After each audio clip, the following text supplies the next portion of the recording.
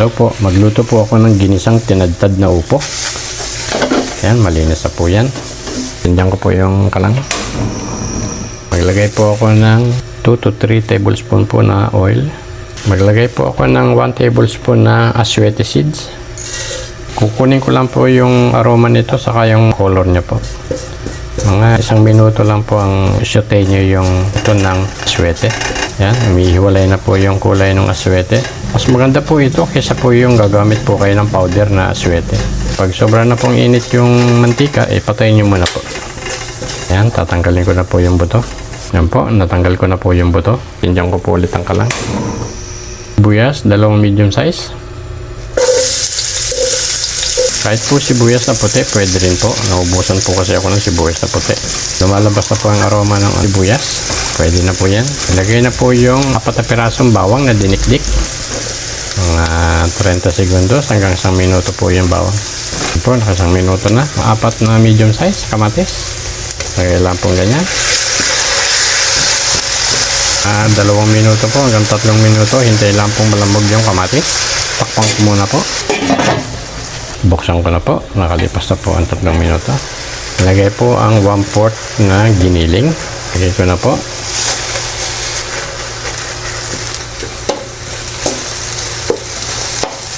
Yan po ng 1/4 cup na tubig para magkaroon po ng moisture yung karne. Haluin. Pakuluin ng 5 minuto. Takpan.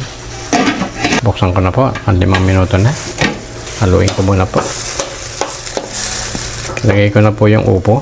3 pirasong upo. Ang haba po ng upo 2 dangkal bawat po isa. Piliin nyo lang po yung hindi magulang. Medyo mura pa ng konti. Para malambot po pag naluto. Lagay ko na po. Itong ganitong karami, ang mangyari pag naluto po ito, magiging kalahati lang po ito. Ganyan lang po yung upo. Darin nyo lang po yung upo. Pag naluto po yan, kalahati na lang po magiging amount po niyan. Siya po ito hanggang 6 na tao. Haluin ko lang po.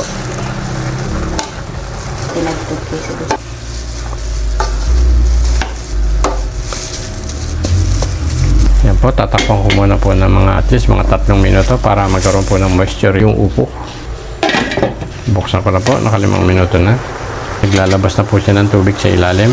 Kung maririnig niyo po, iba po ang tunog.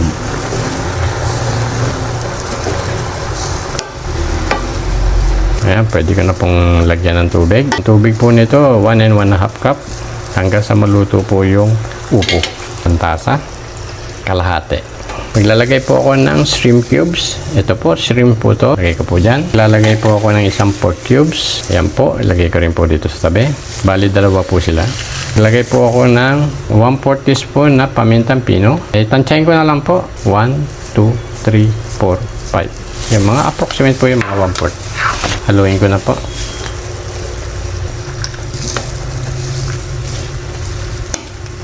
Papakuluin ko muna po. Tapos saka haluin, saka po iluluto ng todo. Buksan ko na po, nakakulo na. Ito na ho. Lutuin po ito sa 30 minutos. Pag nakita nyo po lahat ng tinadtad nyo transparent na po, yun, luto na po yun. Hintayin po natin magkaganon po yung mga tinadtad na upo. 30 minutos po, hanggang 40. Buksan ko na po at maglagay na po ako ng huling pampalasa. 1 teaspoon na vinegar, pambalansi po ng lasa. 1 teaspoon na patis. Yun lang po. Ito po ang patis. 1 teaspoon. Huwag muna pong haluin, mga 2 minuto, dahil meron pong suka. Takpan ng 2 minuto. Buksan ko na po, 2 minuto na. Haluin ko na. Luto na po at yung katawan po ng upo nag-transparent na po. Ito po sabaw, sakto lang po ito. Kasi pag lumamig po ito, sisipsipin po nung tinadtad ng upo, kaya magbabawas po ito ng tubig. Yung pong nilagay kong 1 1/2 cup na tubig, 3 pirasong upo, sakto lang po yan.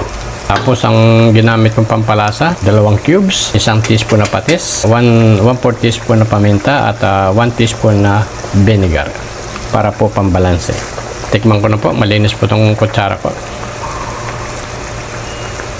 Sarap po ito, pati sabaw. Para kayong humihigop ng sotanghon. Masarap po. Nandun po yung lasa ng upo na manamis-namis na maasim-asim. Pati po yung kamatis nalalasahan po. Pati po yung suka na nilagay ko bumalansyado po dun sa panlasa po. Marami pong salamat kung sino pong gusto sumubok sa inyo. Mura po ang upo ngayon kaya gumawa po ako ng ginisang tinadtad na upo.